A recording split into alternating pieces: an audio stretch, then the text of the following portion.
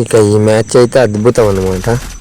అదేంటంటే ఇక్కడ ఒకడు కనిపిస్తే నేను ఇక్కడ రస్కి వెళ్ళాను అనమాట.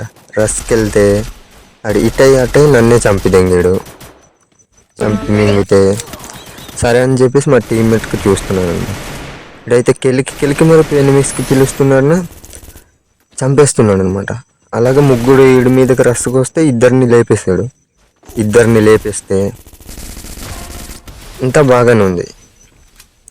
ఆడిని కూడా ఇంకా లేపేస్తాడు అనుకున్నాం, కానీ ఆడేమో పంది కుక్క వేసాడు. పంది కుక్క వేసి ఈయన్ని లేపి మింగితే ఇంకొకడు ఉన్నాడు.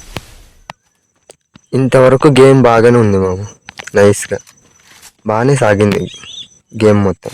కానీ ఇక్కడేం జరిగిందంటే మళ్ళీ దింపితే మళ్ళీ దిగేసి ఒక కిల్ చేసుకుని మిగతా ఇద్దరి కోసం వెతుకుతున్నాను.